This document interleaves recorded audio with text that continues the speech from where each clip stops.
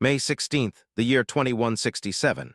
The world is a graveyard, with the demon race having finally conquered every last inch of human territory. The human world has completely fallen into ruin. Smoke and fire rise from the remains of cities that once thrived. Chen, the SSS-rank lightning assassin, is the last one left standing. He leans against a crumbling pillar, gasping for air as blood drips from his wounds. It all started 7 years ago when several demon kings suddenly descended upon the world. They were forces of nature that no military could stop. Demon King Lan Yue led the charge with overwhelming power. He and his kin swiftly trampled over the realm of man. Lan Yue looks down at the battered hero with pure contempt. He mocks the title of humanity's last hope, calling the entire race nothing but pathetic, fragile trash. The Demon King raises a hand, glowing with a dark, lethal energy. He tells Chen it's time to fulfill his only remaining purpose, to die. A sphere of concentrated red power crackles between the demon's claws. The air itself seems to scream from the pressure. Lan Yue demands that the assassin become his food and his power. He's ready to swallow the last spark of human resistance. An explosion of red and white light tears through the darkness. The two forces clash in a violent display of energy. Chen refuses to be consumed. He grits his teeth, forcing his exhausted body to channel every last drop of mana he has left. He thinks of the faces he'll never see again. His sister, his comrades, his master, all of them were slaughtered by these beasts. The memory of their deaths fuels his final stand. He doesn't care if it's the last thing he does. A blinding light begins to emanate from his chest. He vows to take the Demon King down to hell with him. He screams the name of his suicide move as he ignites his soul. Lightning arches across the sky, turning the night into day. He activates his SSS ultimate skill, Terminus Arc. A massive, devastating sphere of lightning erupts from his position. Lan Yue is caught in the epicenter, his expression shifting to pure shock. The demon finds himself paralyzed, unable to escape the blinding surge. Chen's body begins to fragment, glowing with an intense white heat. He stares forward with a calm, empty expression as he starts to dissolve. Fragments of his life flash before him like shattered glass. He sees his sister, bloodied and broken in the rain. He remembers the silhouette of his master. It's a lonely, fatting image in the void of his mind. Then a happier memory appears. His parents and his sister when they were still a family. It's a world that feels like a lifetime ago. With his final breath, he whispers that they'll see each other soon. He regrets that he wasn't strong enough to protect them. His form continues to break apart into the light. He wishes he could have just been a little bit stronger. The Demon King rages, cursing the inferior human as the explosion reaches its peak. The blinding light consumes everything. In the white void, Chen's thoughts linger on the past. If only he could go back and find that demon lair sooner. If only he could have stopped the very first Demon King before the world burned. The weight of his failure is the last thing he feels. Then everything goes silent. He reflects on how he lost everything so early in the war. Shards of his broken infinity necklace float in the darkness. The light of his sacrifice slowly fades away. A single beam of light illuminates a bed in a dark, quiet room. It's a jarring contrast to the battlefield. Chen's eyes snap open. He's lying down, a small bandage across the bridge of his nose. He stares blankly at the ceiling, his hands resting on his stomach. He's completely still, as if he's afraid to move. He sits up, his eyes wide with disbelief. He touches his chest, feeling the steady beat of a heart that should have stopped. He looks around the small, sterile room. He's alone, and the sounds of a busy world drift in from the hallway. He slowly walks toward the window, leaning against the frame. He's still wearing a simple collared shirt and bandages on his arms. Outside, students are walking across a sunlit campus. The sign on the building clearly reads, School Infirmary Hospital. He's stunned to see the world intact. All these people are alive, and there's no sign of the demon invasion. He catches his reflection in the mirror, touching the bandage on his nose. It takes him a long time to accept what he's seeing. The realization hits him like a physical blow. He hasn't just survived. He's returned 10 years into the past, back to his university days. Suddenly, a high-pitched digital sound rings in his head. His eyes dart toward the corner of his vision. A system window flickers into existence before him. It announces that the integration for the power of gluttony is complete. A phone on a nearby table displays the date. May 16th, 2157. It's exactly 10 years before the day he died. He stands by the bedside, staring at the phone. He's back before it all began, and this time, things will be different. Chen is visibly shaken as the realization hits him. He's back 3 years before the descent of Demon Kings changed everything. 3 years from now, in 2160, the first demon king named Wrath will descend. It will be the beginning of the end for humanity. It was Wrath who opened the gates of hell, allowing the other demon kings to follow him into the human world one by one. That moment was the starting point of the apocalypse. Chen remembers the total destruction and the reason he lost everything in his previous life. The memory is a dark shadow over his current surroundings. He looks at his hands, open and trembling with a mix of shock and hope. He is finally back in a time where he can make a difference. A fierce determination burns in his eyes. If he can defeat Wrath, the first one to appear, he can prevent the gates from ever opening and change the future for everyone. A digital notification floats in front of him, announcing that the integration for the power of gluttony is now finished.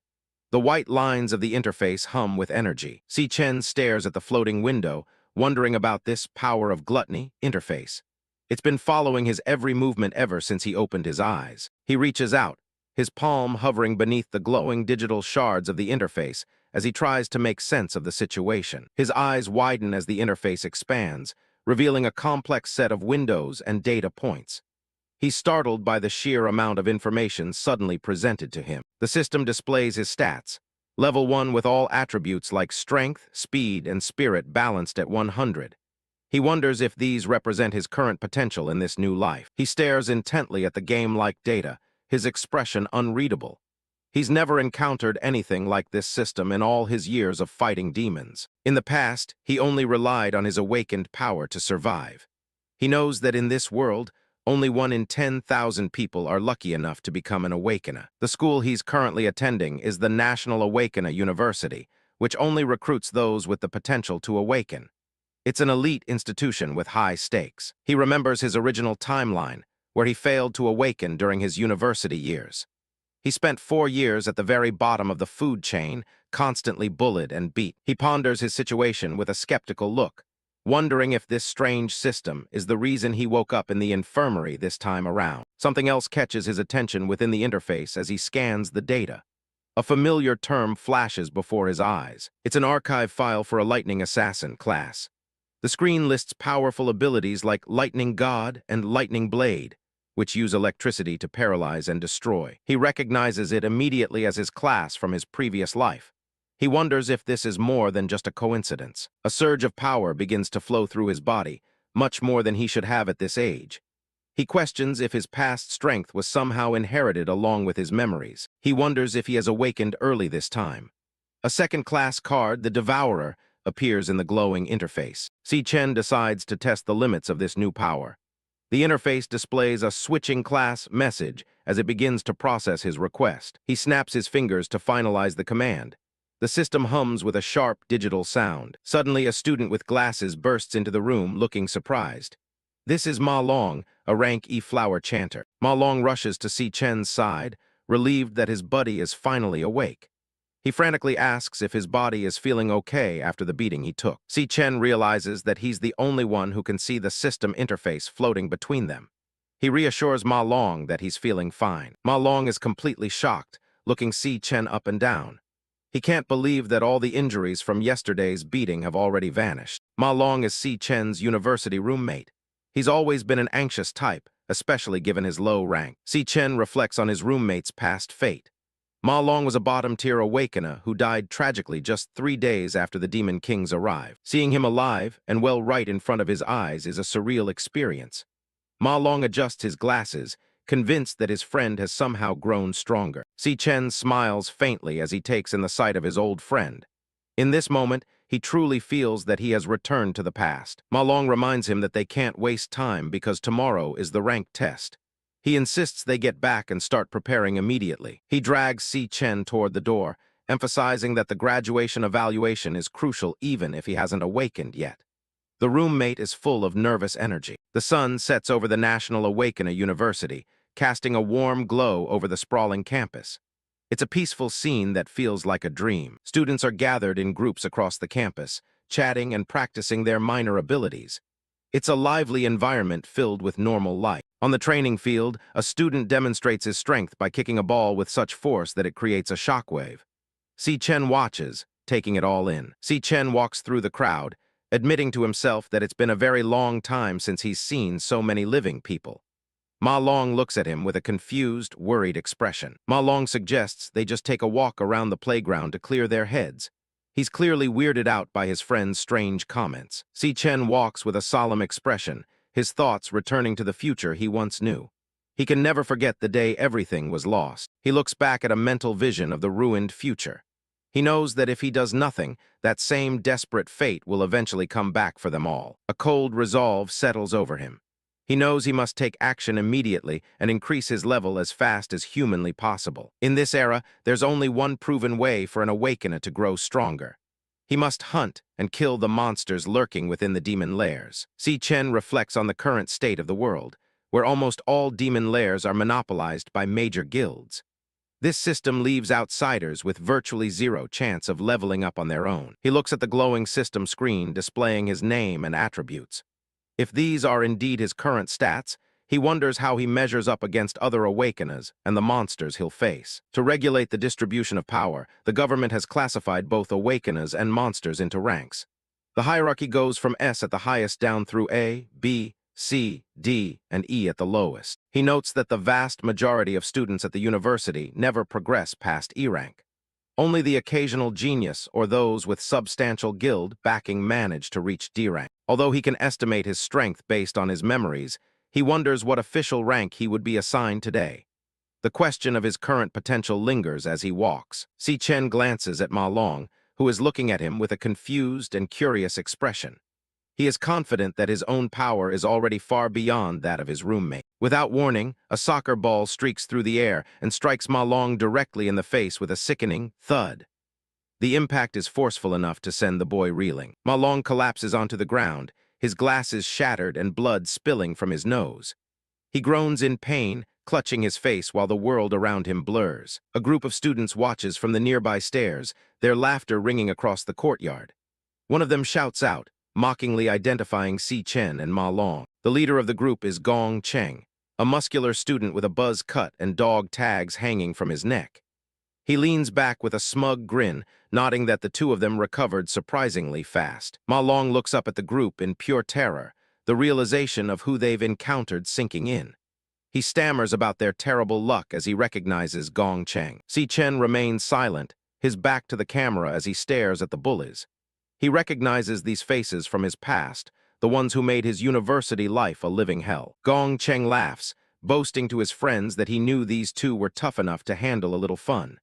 His eyes are fixed on the pair below with predatory interest. His tone turns sharp as he demands to know why they didn't bring him any drinks when they knew he'd be playing ball here. He expects absolute submission from those he deems weaker. Panic-stricken, Ma Long immediately begins to apologize, his voice shaking. He offers to run and buy the drinks for them right now, just to avoid further violence. Chen steps forward, his eyes burning with a cold fire as he tells Ma Long that he isn't the one at fault. He looks directly at Gong Cheng, refusing to back down. Chap 2, Gong Cheng watches from his seat on the stairs, surrounded by his laughing lackeys. He enjoys the feeling of power that comes from intimidating others. He repeats his comment about their fast recovery, his words dripping with a malicious edge. He's clearly looking for an excuse to start another fight. Ma Long is still trembling, his face a mask of fear as he laments their bad luck. He's already defeated in his own mind, conditioned by years of abuse. Chen doesn't look away from the group sitting above them. He knows exactly what kind of people they are and what they are capable of. Gong Cheng smirks at his companions, reaffirming his belief that these two are the perfect targets. He treats their suffering as nothing more than a source of entertainment. Chen's red eyes glow intensely as memories of the past begin to surface. The sight of Gong Cheng triggers a flood of dark, buried images from his previous life. A traumatic memory flashes back. Chen is underwater, bubbles rising as he struggles to breathe. The sounds of the world are muffled and distant as he panics. The flashback reveals Gong Cheng and his friends in a school bathroom. They are laughing as they forcefully hold Chen's head down into a sink full of water. In the memory, Ma Long is on the floor nearby, frantically begging the bullies to stop. He is helpless to do anything but watch as his friend is tortured. Gong Cheng looks back at Ma Long with a cruel smile, asking why he should stop. He mockingly claims that he's only helping Chen awaken his latent powers. He shoves Chen's head deeper into the water, ignoring his desperate struggles. He taunts him for being a failure who hasn't awakened even after all this stimulation. The bully's laughter fills the room, a sharp and mocking sound that contrasts with the victim's silence. They find joy in the absolute control they have over their peers. Growing bored with their toy, the group decides to leave, joking about how pathetic Chen is. They walk away without a single shred of remorse for what they've done. Ma Long rushes to Chen's side as he lies gasping on the wet bathroom floor. He calls out his name, his voice filled with worry and relief that his friend is still alive. Drenched from head to toe, Chen's face remained shrouded in shadow. In a low, raspy whisper, he asked why people like this never knew when to let go, and why they were so hell-bent on tormenting others. He realizes that pure malice isn't something that only exists within the demon lairs. It's a force that is very much alive and well in the human world they are trying to protect. The thought hangs in the air against a backdrop of deep black. The realization that the world is inherently cruel is a heavy burden for him to carry once again. His question was like a spark striking the bully's egos. Gong Cheng turned his head, his eyes flashing with an eerie green light as he smirked. He suggested to the group that they should play with Chen a little more. And that is how we end up with the scene of Chen lying broken in the infirmary. Cutting back to the present, the bulky student with the buzz cut and military tags leans back with a smug grin. He's demanding to know why his classmates didn't bring enough drinks for his ball game. Ma Long, a boy with messy brown hair and large round glasses, bows frantically. He stammers out an apology and offers to go buy the drinks right away to avoid more trouble. Chen, the black-haired student standing nearby, looks on with a sharp, cold gaze. He tells his friend that he isn't the one who should be apologizing. Gong Cheng's face drops into a dull, unimpressed stare. He can't quite believe what he just heard from someone he considers a nobody. Ma Long is visibly sweating, his eyes wide behind his glasses. He's terrified that Chen's sudden backbone is going to get them both into a world of pain. Gong Cheng steps forward, his body glowing with a sickly green energy as he activates his E-rank flower warrior ability. His arms transform into rough, bark-like wood, crackling with a primitive power. Chen's eyes flash a dangerous red as he focuses on his opponent. He doesn't look intimidated by the supernatural display at all. Gong Cheng is the type who only picks on the weak because his older brother is the student council president. He stands tall, showing off his transformed limbs to the gathering crowd of students. Despite his big talk, Gong Cheng's own abilities aren't actually that impressive compared to a true warrior. He starts walking towards Chen, ready to make a brutal example of him. The surrounding students start whispering, anticipating the usual beatdown. They fully expect Gong Cheng to stomp the two most useless guys in the school. It looks like a total mismatch. A low-rank awakener facing off against a weakling and a guy who hasn't even awakened yet. The onlookers can already see the outcome in their heads. Gong Cheng looms over Chen, his shadow stretching across the ground. The difference in their physical builds is massive, but Chen doesn't move an inch. Gong Cheng tilts his head back, glaring down at Chen with pure arrogance. He asks what exactly he just said, daring him to repeat it to his face. Chen looks him straight in the eye, his expression flat and unimpressed. He tells the bully simply not to come bother them ever again. That's all the excuse Gong Cheng needs to snap. He swings a massive, wood-armored fist towards Chen's head, determined to put the unawakened loser back in his place. A loud crack echoed across the court as the punch connected, but not with its intended target. Chen punched straight into the giant, wood-armored fist, stopping it dead in its tracks. A counterattack that was on a whole different level, executed with the ultimate cool of a young man. The impact sent a jolt of pain through the bully, forcing him to stumble back in agony. The crowd is stunned into silence, their eyes popping at the sight. No one can believe that an unawakened nobody just blocked a direct hit from Gong Cheng. Chen stands his ground, looking completely unfazed by the exchange.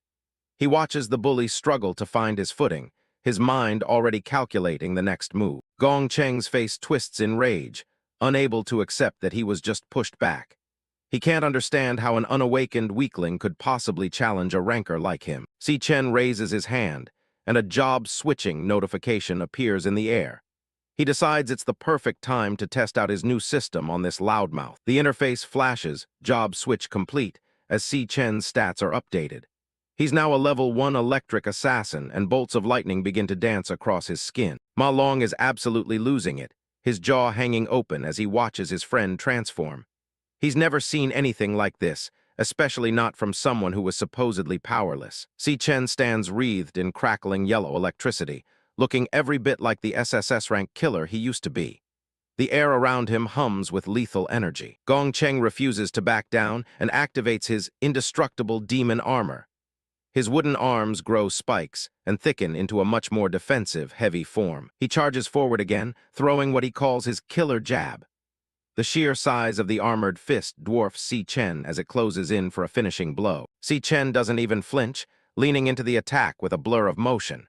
He weaves through the punch with the ease of a veteran fighter who has seen much worse. With a crackle of lightning, Chen's fist connects squarely with Cheng's jaw. The force of the blow shatters the bully's defense in an instant.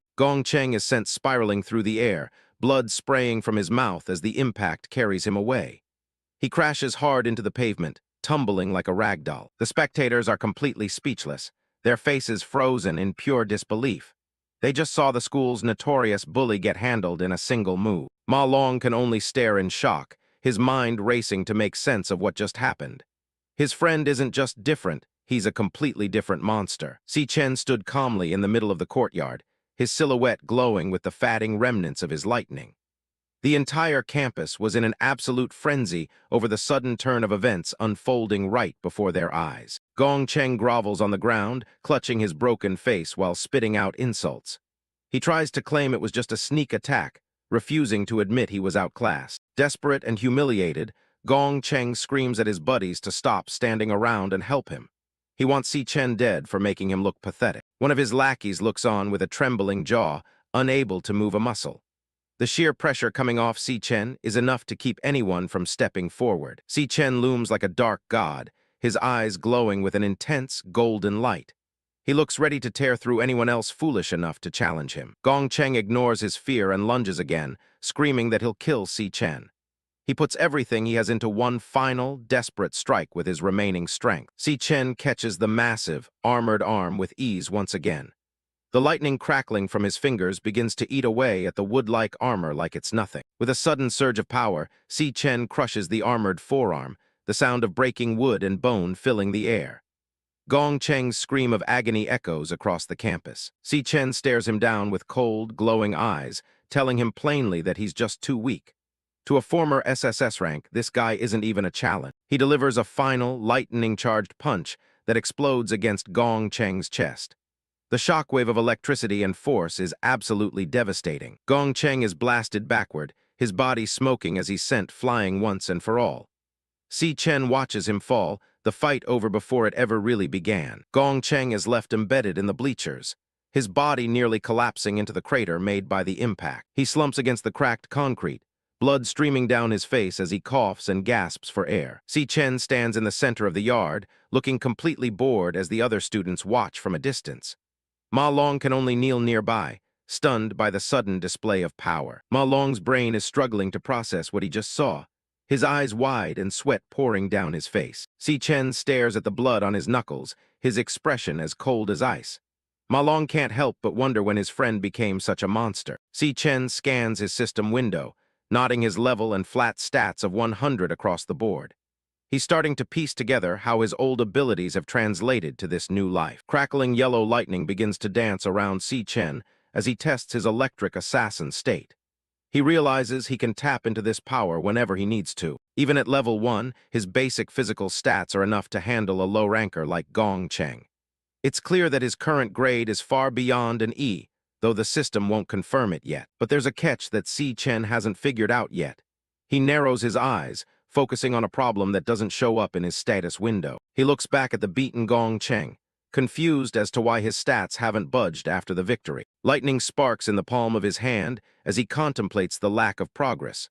Something about the way he's gaining power in this timeline is different. Ma Long and the others are in a state of pure panic, yelling for Chen to stop before things get even worse. Chen doesn't listen, grabbing a terrified Cheng by the throat while bolts of electricity arc across his arm. His eyes glow with a lethal, yellow light as he wonders if the method for gaining experience is the same as in his past. He raises a fist, the air humming with high-voltage energy as he prepares to deliver another brutal blow. A woman in a sharp blazer and black skirt approaches, her heels clicking against the pavement as she calls out to him. Lan Yue, the vice president of the student council, steps in with a playful but firm smile.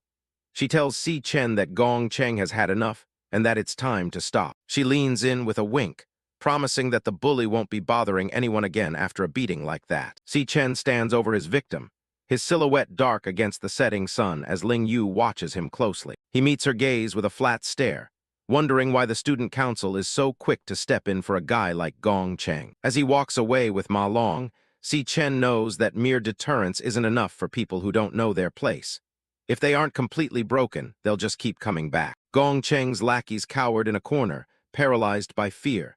They didn't even dare to look Chen in the eye, whispering to each other about how terrifying his expression was. Ma Long hurries after him, still trying to wrap his head around the fact that the school's biggest loser just became its most dangerous student. Lan Yue stays behind, her purple eyes fixed on Chen's back with a look of genuine curiosity. Later that night, the campus of the men's dormitory falls into a quiet, uneasy calm. Inside their room, Ma Long is practically vibrating with excitement, shouting about how Chen has finally awakened. He tells their other roommates that the school gangs are going to think twice before messing with them now. Xiangziu, a roommate with an undercut and a bad attitude, listens with a look of pure boredom. He pokes Ma Long in the head, mocking the idea of an awakener needing to do basic cardio in the rain. Across the room, Xiangyu doesn't even look up from his computer, convinced that Ma Long has finally lost his mind. Xiangziu reminds them that they're all in this bottom-tier dorm for a reason.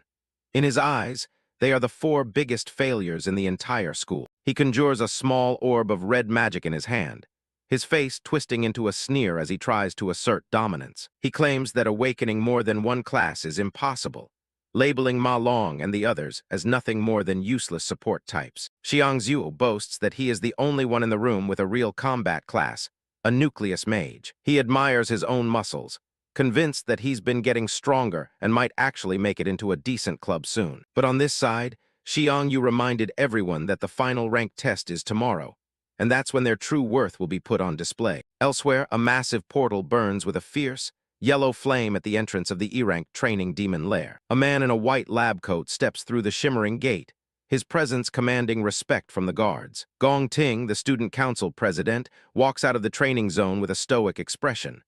Lan Yue follows close behind, her eyes scanning the area. Gong Ting orders the training session to end for the day, his voice calm and authoritative as the other students bow. He stops and looks over his shoulder, sensing someone waiting in the shadows. He finds Gong Cheng leaned against the wall, his head and arms covered in heavy bandages as he waits for his older brother. Gong Cheng, his face a mess of bandages and medical tape, is absolutely fuming as he shouts at his older brother. He can't stand the humiliation and demands that Gong Ting take care of the guy who did this to him. Gong Ting remains perfectly stoic, his eyes fixed on some distant point while his brother rants about how he was bullied in front of everyone. After a long silence, Gong Ting's yellow eyes narrow as he gives a simple, cold response, promising to handle the situation personally. The sharp blade of a steak knife glides effortlessly through a thick, rare piece of meat, the juice pooling on the white porcelain plate. Gong Ting and Lan Yue are seated at a long, candle-lit dining table in a room that screams old-school wealth. Lan Yue leans back, casually asking what his plan is for dealing with the newcomer who beat his brother. Gong Ting doesn't answer immediately, his gaze shifting to the side as he considers whether this Chen is truly as powerful as the reports suggest. Lan Yue sits elegantly in an ornate red chair, noting that Gong Ting has already scouted every high-ranking student in the school for his club. She points out that with fewer than 10 D ranks in the entire student body, he's practically monopolized the top talent. She leans in slightly, her purple eyes glinting in the candlelight as she mentions that most students don't have the same access to high-level demon lairs that he does. In her view, those at the bottom have no real path for improvement, forever trapped in their mediocre ranks while the elite continue to grow stronger. Far from the luxury of the dining hall, Chen is out on the school's running track, his silhouette a lonely figure moving through the heavy night rain. He's pushing himself to the limit, carrying 100 kilograms of weight while grinding out a 20-kilometer run despite the downpour. His mind is focused on the science of awakening, knowing that physical strength is the foundation upon which extreme class powers are built. He believes that without a strong enough vessel, no one can truly harness their full potential. Rainwater streams down Chen's face, but his expression never wavers from its cold, intense focus. He knows that his current level of training is still nowhere near what he needs to face the horrors of the future. His thoughts drift back to the year 2160, a time of utter despair when the demon king known as Wrath emerged from the demon lair to bring ruin to the world. In his memory, the sky is a hellish shade of red, filled with the massive, writhing tentacles of the demon king as it begins its slaughter of humanity. The most painful memory is of his sister, Si Yun, lying lifeless in his arms under a gray, rain-slicked sky. The text on the screen is a stark reminder that she was murdered by the demon king's own hands. The silhouette of Wrath looms over a pile of corpses, the gate of hell forced open behind him to let the other demon kings spill into the mortal realm. Back in the present, Si Chen's eyes burn with a dark, vengeful light. He has set a singular, absolute goal for this first stage of his new life. A demonic, star-marked eye stares back from the darkness of his memory, representing the monster that took everything from him. His mission is clear. He must kill Wrath. He calculates the time he has left, knowing that there are only 3 years before the Demon King's descent. He has to grow faster than the monster if he wants to change history. Suddenly, the vibration of a phone breaks his concentration, and he looks down to see a name on the screen that shouldn't be there. The caller ID shows a picture of a smiling Si Yun, her hair in pigtails, with the text "incoming call" flashing brightly against the dark, rainy background. Si Chen puts in his earpiece, his hand trembling slightly as he answers the call from the sister he thought he'd lost forever. Si Yun's voice is energetic and loud, immediately complaining about how many times he called her today. Si Chen stands motionless in the middle of the track, listening to her voice like it's a miracle. She excitedly tells him about a competition she's entered, hoping that winning the prize money will finally solve their problems with the rent. Si Chen closes his eyes, his internal monologue revealing how many times he prayed to the heavens in his past life for a chance to start over and save her. Si Yun notices the silence and asks if it's raining on his end, her playful voice a sharp contrast to the cold reality of the stormy night. A small, sad smile touches Si Chen's lips as tears begin to mix with the rain on his cheeks. He manages to choke out that it's nothing, trying to keep his voice steady. He admits to himself that he just needed to hear her voice again, the simple sound of her breathing enough to validate everything he's gone through. Si Yun remains oblivious to his turmoil, promising to see him as soon as her competition is over, and telling him to wait for her good news. As the call ends, Si Chen looks up at the rainy sky, finally accepting that his life has truly begun again. He turns and starts running again with renewed vigor, shouting to himself that he has 3 more laps to go. The determination in his heart is absolute. He will become stronger than anyone at any cost to protect the sister he has been given back. 8 hours have passed since his return to the past, and Si Chen finally makes it back to the quiet, dark dormitory where his roommates are fast asleep. He stands under a hot shower, the steam filling the small bathroom as he tries to get used to the feel of his younger, less battle-hardened body. After drying off, he wraps himself in a dark robe and begins to contemplate the biggest obstacle in his path to power. He sits on the edge of his bed, well aware that leveling up in this era is controlled by the powerful guilds who monopolize the demon lairs. Lying back on his pillow, he stares at the ceiling, wondering how a low-rank student like him can even get close to the monsters he needs to hunt for experience. As he drifts into a light sleep, his thoughts turn to the one ability that could bypass all the rules of this world: the power of gluttony. The screen fades to black as a digital interface begins to manifest in the void of his mind, the words "system booting" appearing in red. A loading bar slowly fills up, signaling the activation of a hidden part of his soul that has been dormant until now. The loading is complete, and the consciousness of Si Chen is plunged into a vibrant, red digital space, his body falling through a sea of data and fragments. The gluttony system interface flashes across the screen in bold white letters, signaling the successful boot-up of the mysterious power. In the background, Si Chen is a tiny, falling figure against the glowing pink gradient of his subconscious mind. As he accelerated through the void, Si Chen's face was filled with shock, his body tensing up in preparation for the unknown transition. The wind from his descent shrieked past him as the digital space began to solidify. He lands with a dynamic crouch, dark energy splashing up from the ground like liquid fire around his legs. The impact sends a shockwave through the thick red mist that blankets the floor of this strange dimension. A colossal, thorn-covered pillar rises from a sea of blood-red water, its jagged peak lost in the swirling purple clouds far above. Si Chen stands at its base, a small black silhouette completely isolated in the middle of this vast, nightmarish landscape. Chen looks around in disbelief, his brow furrowed as he tries to piece together how he traveled from his bed to this hellish space. He stands in his dark robe, his red eyes scanning the unfamiliar horizon for any sign of life or an exit. Cutting back to the reality of the dormitory, the roommates wake up to find Chen's bed empty once again. Ma Long adjusts his glasses and awkwardly suggests to the others that Chen must have headed out for another one of his grueling runs. Chen woke up in the middle of a pitch-black void. One moment he was fast asleep in his dormitory, and the next, he found himself plummeting through an endless darkness. He sticks the landing on a vast, blood-red sea. Behind him, a massive, jagged tower of bone and stone pierces the crimson sky. He looks around in total confusion. He was just in his bed a second ago, and now he's standing in a nightmare. The tower looms over him, its surface covered in twisted, demonic carvings. He wonders what kind of place he's stumbled into. Suddenly, something stirs beneath the red waves. A pair of skeletal, pale creatures crawl out of the water, eyes fixed on him. The system identifies them as death hounds. They're only E-rank, but they look hungry enough to rip a man apart in seconds. A screen pops up. The system is switching his class. Yellow lightning begins to spark and coil around his hands. The switch is complete.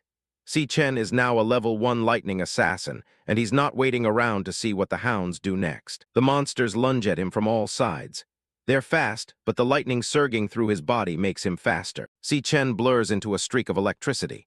He cuts through the air, leaving nothing but a yellow trail and a dead hound behind him. A fist connects with a hound's skull, shattering it into pieces. A notification confirms he's already picking up loot from the kills. He keeps moving, a whirlwind of strikes and electric shocks. Even with his low level, these monsters can't even touch his clothes. One more strike and the last hound falls. For Chen, dealing with E-rank fodder like this is basically child's play. He watches the blood drip from his hands. The smell, the texture, it's too vivid to be a dream. A golden light washes over him as he levels up. He realizes that this place isn't just real, it's a literal goldmine for experience points. His stats jump by 5 points across the board. The feeling of power returning to his body is intoxicating. A grin spreads across his face.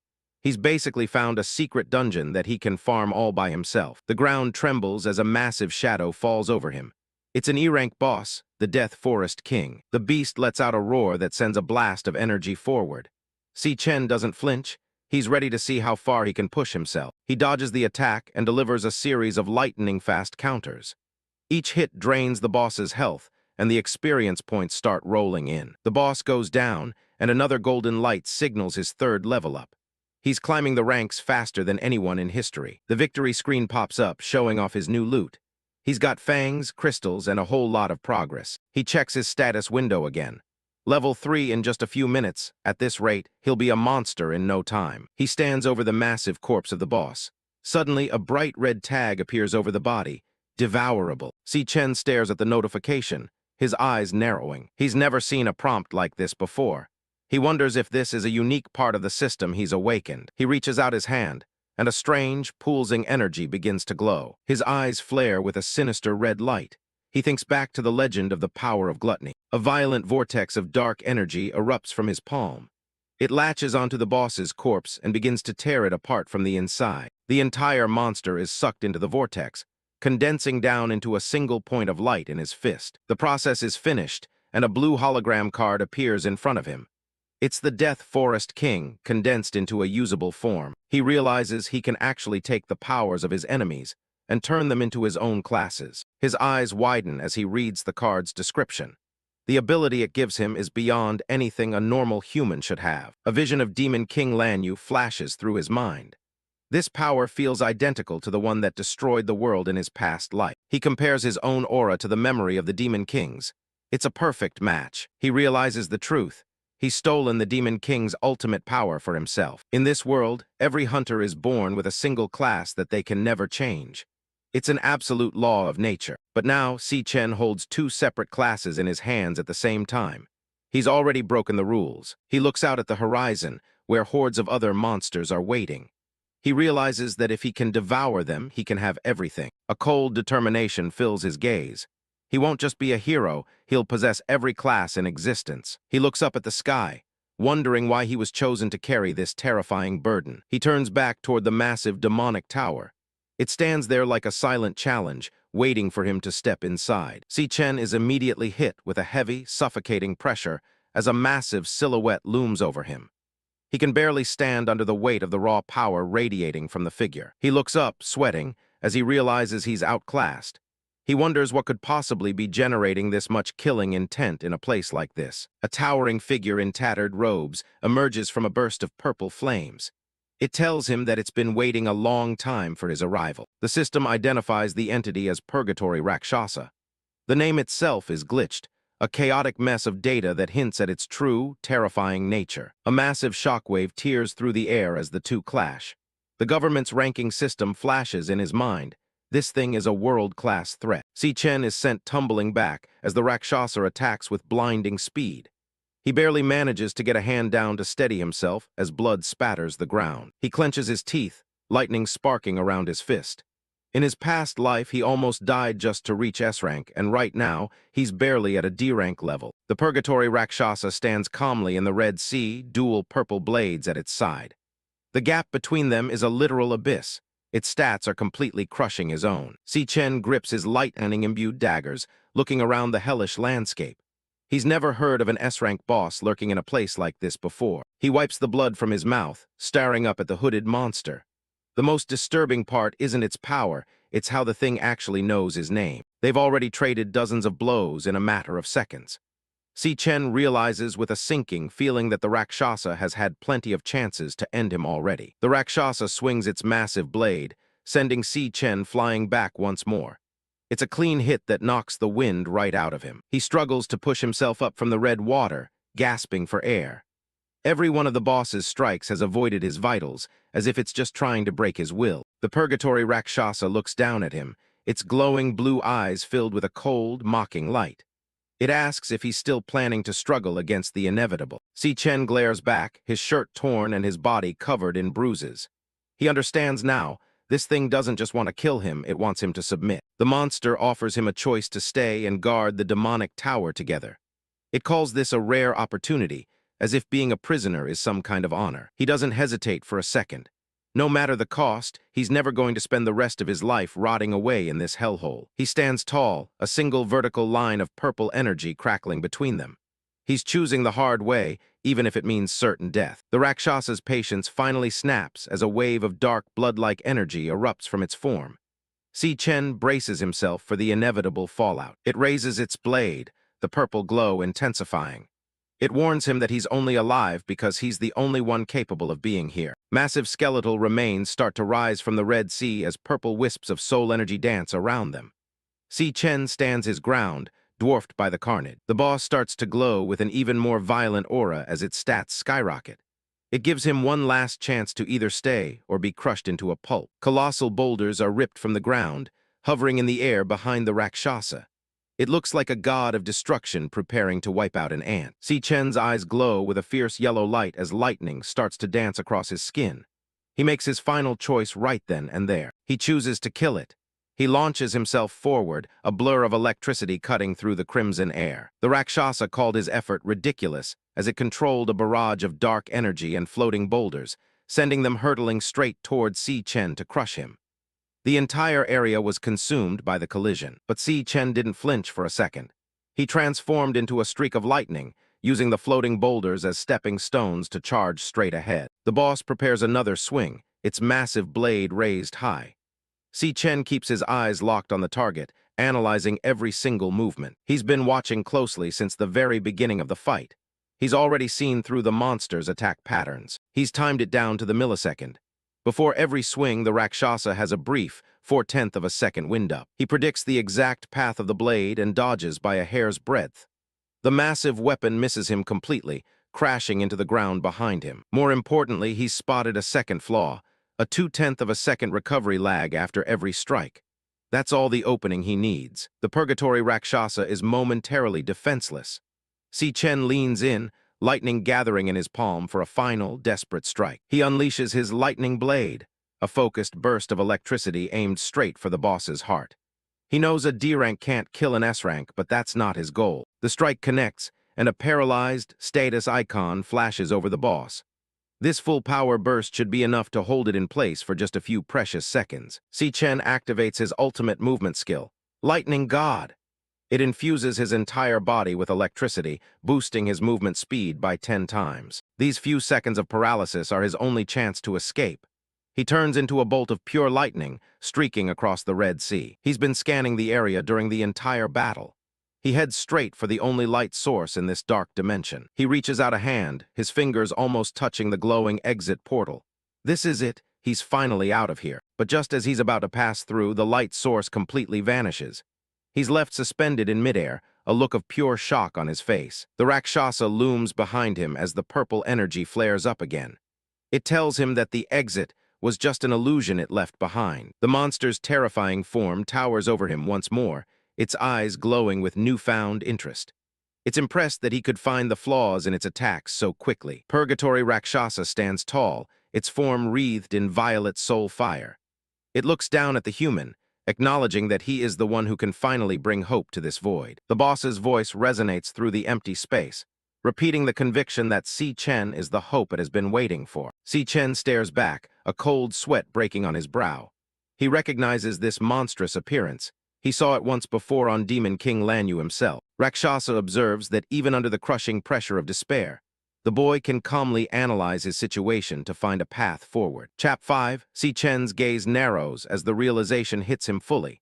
The Purgatory Rakshasa's form is identical to one of the shapes the Demon King once took. A blinding explosion of golden light and lightning flashes through his mind, a fragment of a memory from a different era. He remembers the final battle of his previous life, where he faced a nightmarish creature with glowing red eyes and frozen armor. During that war, the enemy switched between several high-rank classes effortlessly, including a massive white ice dragon that filled the sky. Another form emerges in his memory, a hulking, golem-like beast wreathed in fire and smoke that laid waste to everything around it. He recalls a terrifying green entity made of twisted vines and toxic energy that strangled the life out of the battlefield. At the center of it all was a figure of absolute power, glowing so brightly that the world seemed to dissolve into pure energy. He remembers every single one of those many forms with perfect, painful clarity. They were the apex of destruction. Purgatory Rakshasa stands before him now, its skeletal armor and horned helm radiating the exact same aura as Lan Yue's transformations. The similarity is too perfect to be a coincidence. This being bore this exact appearance in the past life. He pieces it together. This creature must have been devoured by Lan Yue's gluttony, and now that power is part of Chen's own body. He looks at the boss, his voice barely a whisper as he begins to ask the impossible question. A wide shot reveals the massive tower reflecting in the blood-red sea. Chen realizes with a start that this entire hellish landscape exists inside him. Rakshasa's grin widens, its blue eyes gleaming with approval. It praises his razor-sharp mind and declares him worthy of the inheritance. Chen is stunned by the weight of the boss's words, wondering what it means to be worthy of everything here. A golden, clawed key with a ruby gem manifests in the air, identified by the system as the SSS rank key of the void. It is the only way to open the tower's gates. The Rakshasa explains that the tower houses the strongest of the countless demons Lan Yue once devoured. They have all been sealed away, waiting for a master. Chen holds the glowing key as the system confirms he has obtained it. Rakshasa tells him to devour the prisoners and use them as fuel to grow stronger. Wounded and exhausted, Chen looks up and asks the creature why it's helping him after they just tried to kill each other. The boss explains that even among demons, there is a line between good and evil. The Demon Kings slaughtered its entire kin just to satisfy their own bottomless greed. Purgatory Rakshasa flares with a violent purple aura, its voice filled with a centuries-old hatred. It has waited an eternity for a chance at revenge. The boss looks at him with solemn eyes, stating that that guy was right.